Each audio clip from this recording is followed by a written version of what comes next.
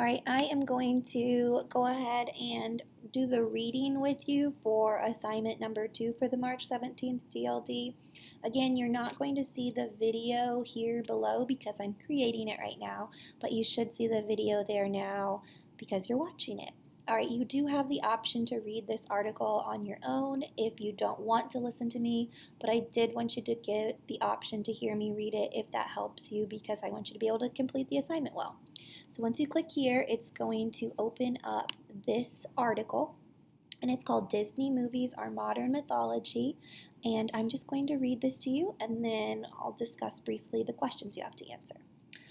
From Pinocchio, Cinderella, and Dumbo to Beauty and the Beast, The Lion King, and Mulan, Disney animated movies are an almost universal language, a collection of common stories we practically all recognize. They may be popular entertainment, but they also serve some of the same functions that myths did for ancient peoples. In a way, Disney movies are a modern mythology. At its most basic level, a culture's mythology is a collection of stories that embody what the culture values. Mythic stories don't determine what a culture believes, they reflect it. What other body of work produced in America by Americans has been so universally experienced and ingrained into our culture. Since Disney animated features began in 1937 and continue even to this day, these films cover generations of viewers. Many of the older films have achieved classic status among our works of art, and the newer films continue to address problems and reflect changes in our culture. So here are 10 reasons why Disney movies are modern mythology. Disney movies are based on ancient stories. Let's start with the most obvious connection. The subjects of the most Disney films are literally fairy tales, legends, and myths from times gone by. The very first Disney animated feature was Snow White and the Seven Dwarfs. Walt Disney chose this story because of its timeless appeal and storytelling possibilities, and the fairy tale trend has continued throughout the years. Some bemoan this as ripping off and violating classic material, but this is not the case. No matter how unfaithful an adaptation is, it still has the power to interest viewers in the source material. So rather than demeaning these stories, these Disney films have helped preserve them and expose them to new generations. How many of us would know these stories if Disney movies had not first introduced them to them? Number 2, Disney movies tell stories with mythic style. Hero myths from all over the globe follow a similar pattern. A hero comes from a simple background, has missing or deceased parents, learns of a special heritage, receives training from a wise mentor, etc. This sounds like every Disney movie ever made, and many have criticized Disney's reliance on the hero's journey, the mythic storytelling pattern touted by researcher Joseph Campbell. However, Campbell published The Hero with a Thousand Faces in 1949, while Disney made Snow White and the Seven Dwarfs in 1937. This means Disney was able to tap into an age-old way of telling stories before Campbell published the book that made it apparent to the rest of the world. With Walt Disney, the story always came first, and that's a standard that's as old as time. There's an allusion there to Beauty and the Beast. 3. Disney movies are deceptively simple. Myths seem simple on the surface. An inventor builds a set of wings in an attempt to fly. Yet they teach deep life lessons. We must listen to wisdom or pay the consequences. While Disney movies are simple enough for a youngster to gather the basic plot, they are designed to entertain adults as well. This is something Walt Disney himself felt strongly about. His films were never for children, although he engineered them so that children could enjoy them just the same. He intended to entertain and move all ages. Myths are made the same way. Number 4. Disney movies teach life lessons. Myths serve as warnings. Don't go against the gods. Don't get too prideful. Don't mate with animals, etc. Disney films teach lessons too, something they are often derided for. Yet Disney often weaves these lessons into the story so masterfully that viewers don't catch on to the fact that they are learning. Look at the film Pinocchio. Not only is it a great work of art, it teaches many important lessons about listening to guidance, finding yourself, and doing the right thing. Along the way, Pinocchio learns how to be a good person, and we learn along with him. Myths work the same way, imparting important lessons to their listeners while telling an engaging story. Number 5. Disney heroes and heroines embody the traits we value most. The men and women a culture chooses to celebrate will tell you the personality traits that culture values, especially if these heroes are fictional. Celebrated heroes are fictional. When the Roman poet Virgil developed the character of Aeneas, the hero of his epic poem, the Aeneid, he made sure Aeneas was the ultimate Roman, patriotic, determined, and brave. Therefore, many Romans identified with Aeneas and embraced Virgil's story. It's interesting to note that Virgil did not create the character of Aeneas. He appeared in the Greek poem The Iliad, written hundreds of years before Virgil's time. Yet Virgil took the character and reinvented him into a Roman hero.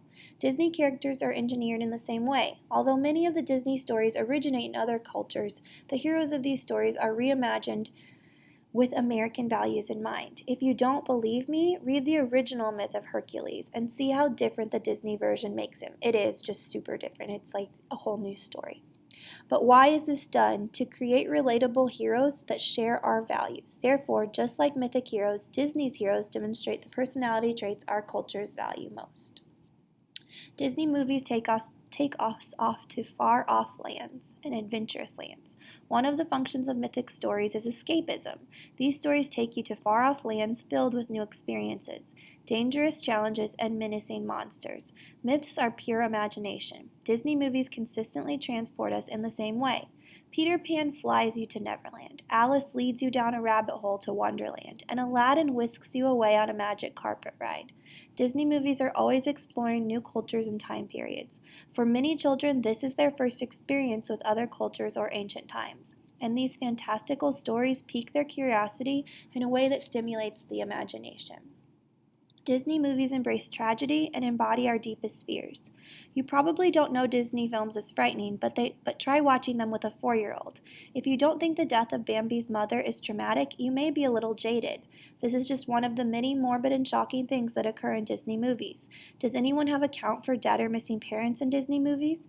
But this is one of the functions of myths, to take us into the darkest, most frightening places imaginable, the land of the dead, or a maze-like labyrinth where a monster is stalking you. Take us into tragedy. They show us evil, the evil underbelly of life. Sometimes it is horrifying, but this catharsis releases our negative emotions and allows us to view our lives with fresh eyes. Disney movies embrace our highest hopes and dreams. If you can't dream it, you can't achieve it is the motto that Disney films reinforce. A flying boy takes you to a land where children never grow up. A penniless girl dreams of going to a royal ball. This wish fulfillment is what myths are made of. Look at the myth of, Daedalus and Icarus. I probably didn't say that. I'm not doing these Roman names justice. Which gives us a brief feeling of what it's like to fly. Hercules overcomes mortality and becomes one of the gods. Likewise, Disney movies tell us, when you wish upon a star, your dreams come true. This is the basis of myth, a hopefulness for things above everyday life. Number 9, Disney movies are culture capsules. If you want to see what a culture believes, you read their favorite stories. The Iliad is a window into the mind of the Greeks, and the Aeneid performs the same function for the Romans. We have already established that although very few of the Disney films are in America, they so boldly show how Americans view the world. That's what myths do. They embody the values of a culture so that anyone who reads them or watches them can tell what a culture values. People all over the world learn American culture through the entertainment our country produces, and it is often the Disney movies that they gravitate to the most often. Disney movies are the stories we know. In ancient times, a collection of myths united a people. Anyone could reference a certain story and have that reference understood. In our time, as media diversifies, making an allusion to a certain story and having that reference be understood becomes harder and harder. Yet almost every person, no matter their generation, has seen the same collection of Disney films. Children experience them at the knee of adults who remember the same films from their own childhoods. This common knowledge unites us by giving us common ground, and that's what good stories do. All right, that is the article. You're going to go into a quiz and answer these 5 questions in the quiz. Make sure you answer them using complete sentences, and then you'll just submit that here. So you should be good to go. If you want to keep the article open and split screen while you take the quiz, that's totally appropriate. Make sure that you are using the reading to help you answer some of the questions. They are easier if you have the article with you. Thanks for listening.